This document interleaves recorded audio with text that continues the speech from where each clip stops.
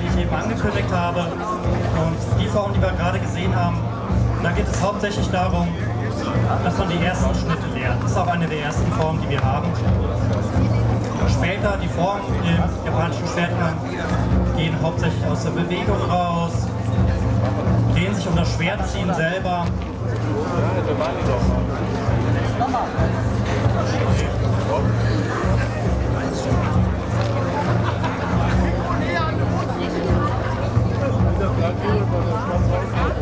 Die nächste Form geht hauptsächlich um das Ziehen.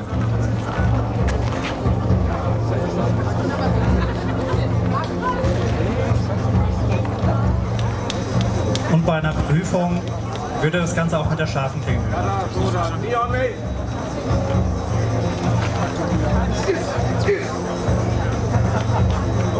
Hier ging es um die Verteidigung. Die nächste Form wäre ein Angriff von unten.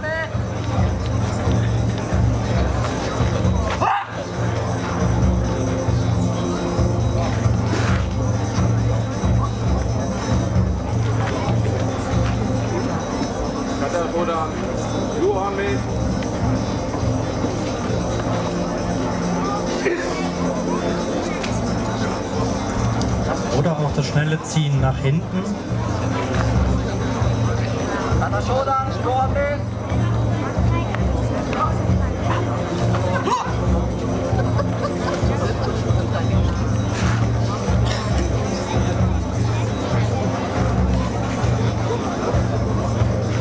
Die Formen sehen schon mal sehr theoretisch aus, aber haben einen praktischen Hintergrund. Also wichtiger Bestandteil von unserem Training ist eben auch, dass wir das Partnertraining schon direkt ab der ersten Stunde machen. Kann auch hier direkt jeder sagen, ist mittlerweile fester Bestandteil. Das heißt, die Formen müssen auch wirklich im Partnertraining sitzen. Wir haben gerade im Anfängerbereich eine Form, die speziell für den abgesprochenen Partnerkampf da ist.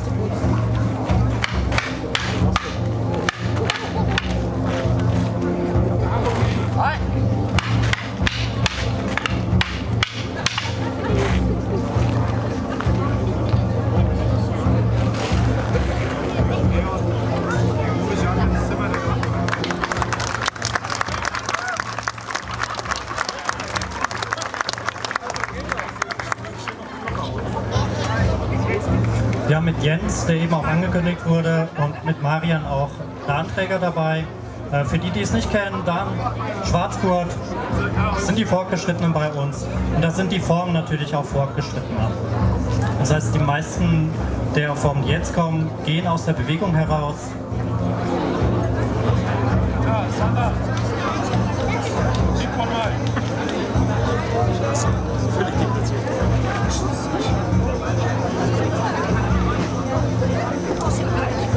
Aber natürlich nicht nur nach vorne, sondern auch zur Seite.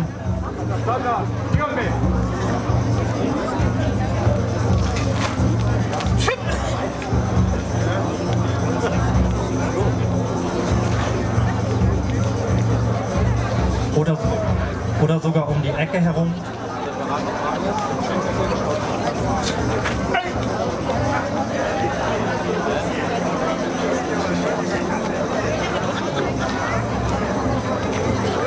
Die nächste Form ist ein Angriff von hinten.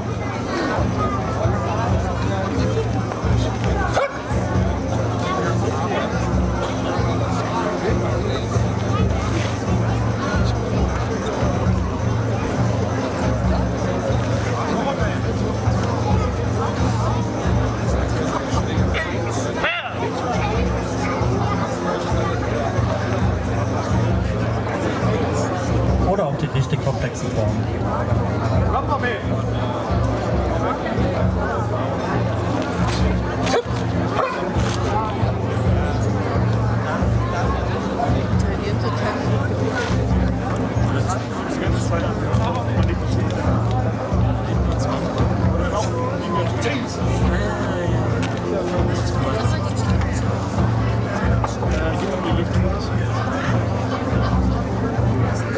Die nächste Form ist nicht wie oft gedacht zur Exekution da, sondern einfach dafür da, um durch viele Matten oder einen Helm durchzukommen.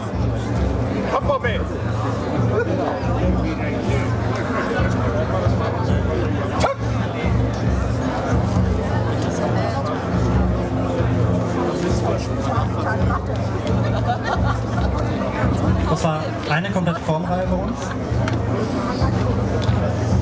Und besonders spannend für unsere Schwarzgurte sind auch die späteren, höheren Cutter, die wirklich so eine komplette Szene auch abhandeln. Quasi wie man es auch fast aus dem Film kennt.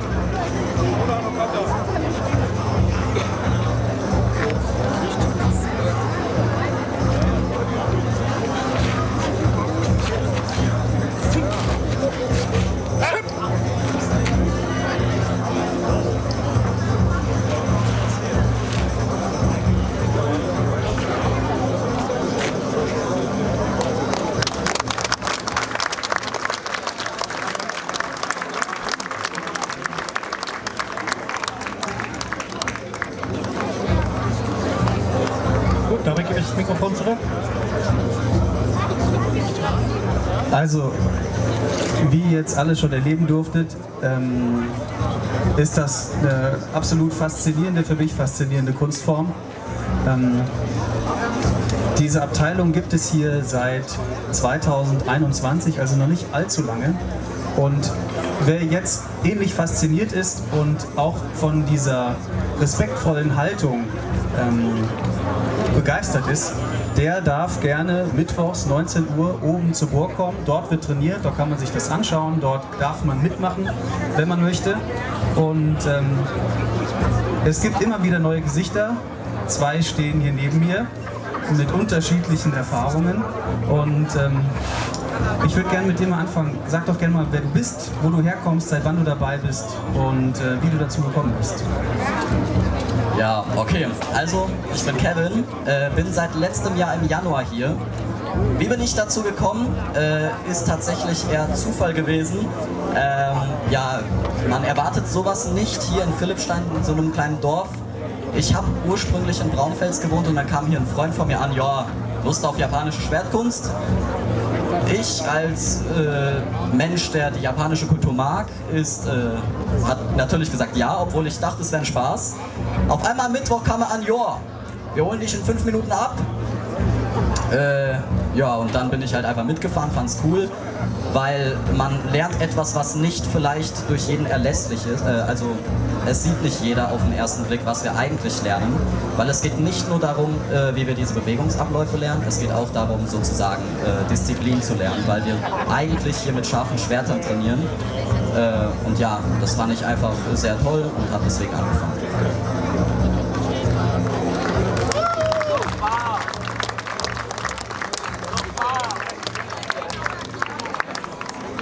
Das ist was mir in der vorherigen Absprache auch mit Stefan aufgefallen ist, dass es nicht nur um das geht, was man hier sieht, das ist ein ganz kleiner Teil, sondern die sind alle ja, mit diesem Thema so verbunden und können viel mehr erzählen. Also vorhin habe ich eine kleine Einführung bekommen in die Verarbeitung der scharfen Klingen und warum sie wie verarbeitet werden.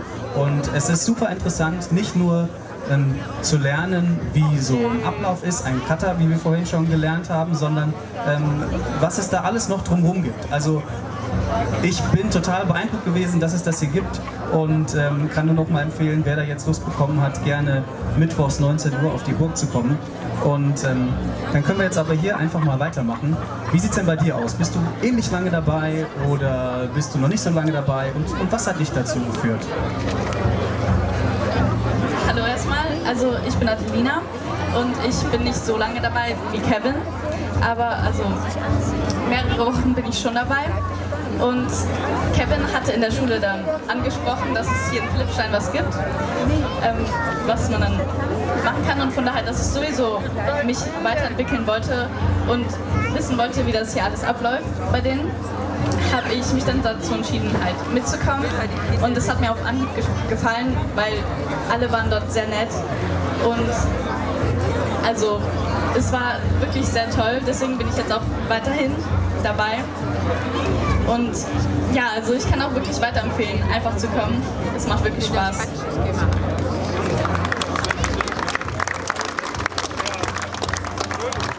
Super, das heißt eigentlich, wenn man über den Tellerrand hinausschauen will, muss man aus Philippstein gar nicht raus. Man muss nur am rechten Tag, zur rechten Zeit, am richtigen Ort in Philippstein sein und kann eine ganz andere Kultur kennenlernen.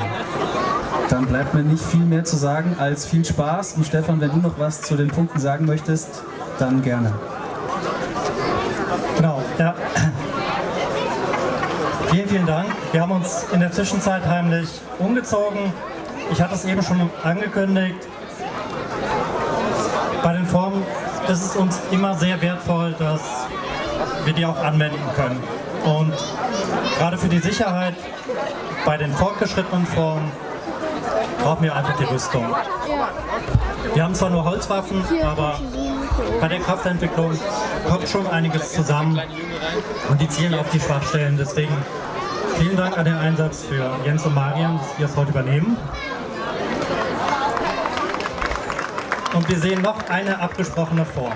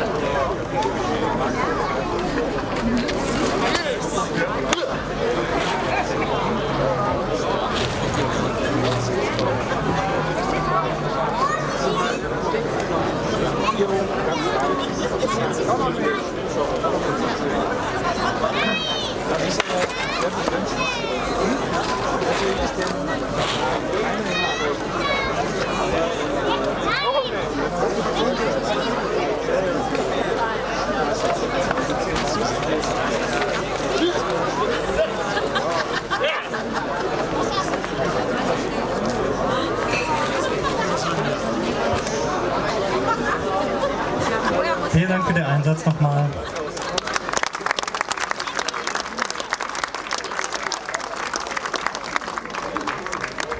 Bis hierhin war es abgesprochen. Die Musik kündigt es an.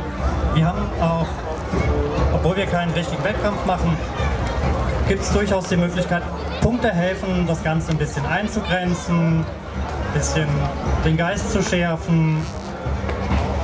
Und von daher gibt es durchaus bei uns auch für den freien Kampf Wettkampfregeln.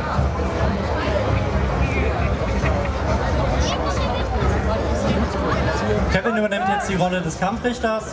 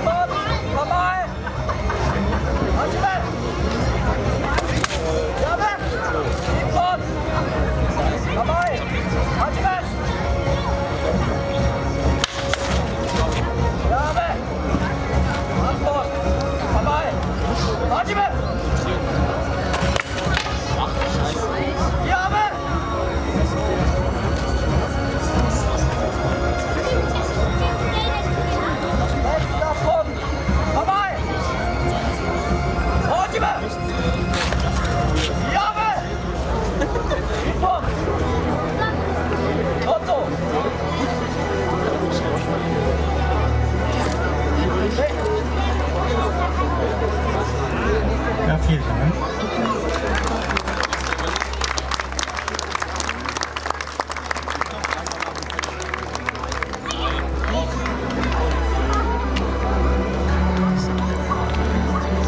Dann gebe ich das Mikrofon einmal zurück an den Daniel.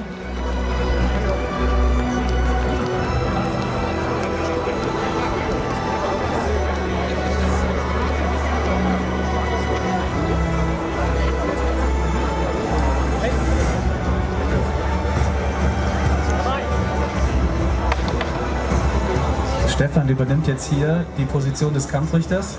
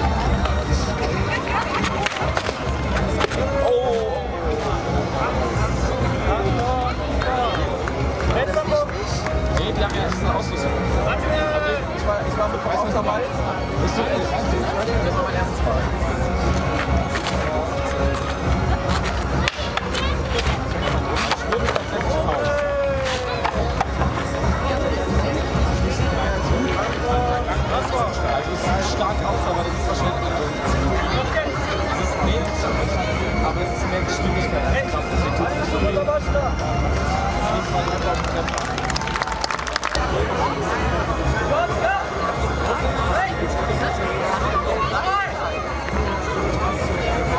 Mit Stefan und Jens treten sich jetzt zwei Meister gegenüber.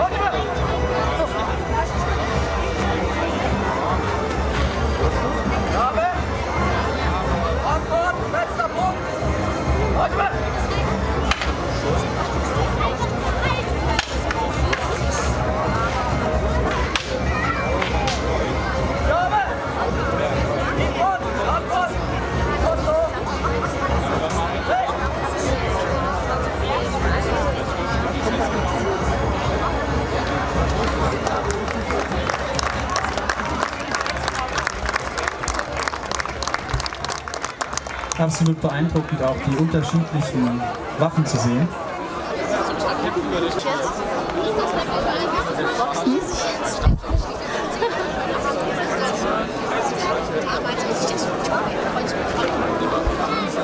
Kevin ist so ein Schauer, ey. Marian noch mehr. Ja, aber der darf das nicht.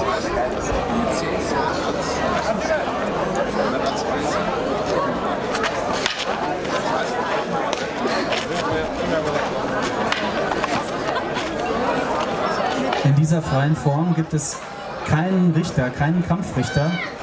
Stefan sorgt höchstens dafür, dass hier keiner in die gefährliche Zone läuft.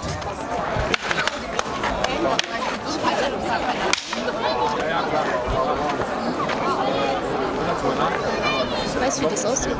Wie ein Laden so. Da, weißt du?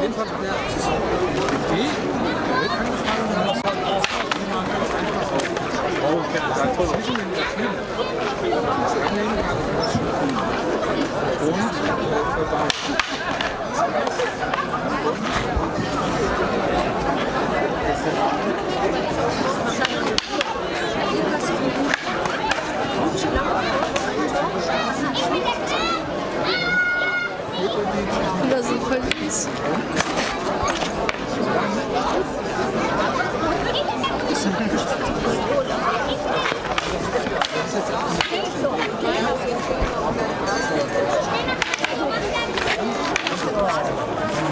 Man kann noch die Jogge kriegen.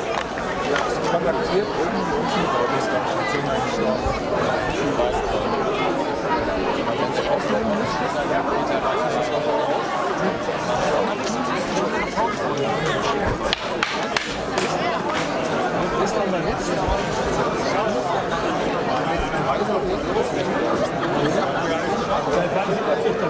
das? Seit wann hindert dich das an irgendwas?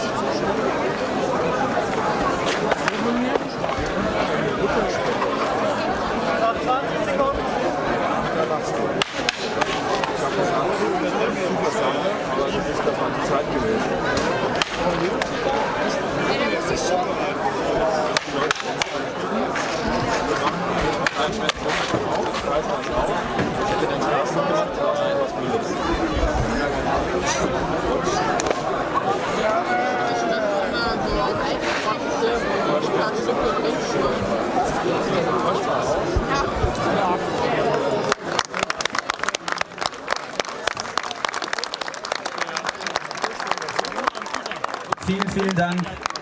Ich würde sagen, macht noch mal, klatscht noch mal richtig laut in die Hände. Die Jungs haben sich richtig verausgabt, um euch alles zu zeigen, was ihre Kampfkunst ausmacht. Vielen Dank für die Bereicherung des Abends heute.